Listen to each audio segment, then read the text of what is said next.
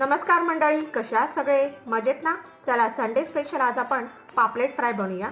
त्यासाठी मी ते 4 पापलेट स्वच्छ पाण्याखाली 3 ते 4 वेळा धुवून घेतले आहे.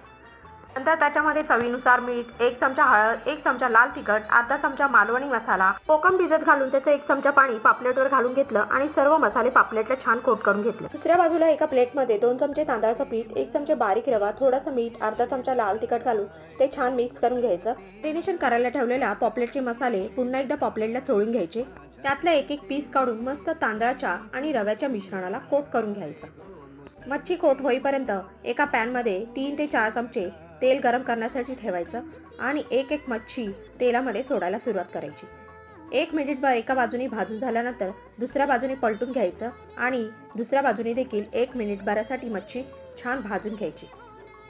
बाकीचे राहिलेले पॉपलेटचे तुकडे देखील फ्राय करून घ्यायचे. गरम गरम चपाती आणि तिखट डाळ भात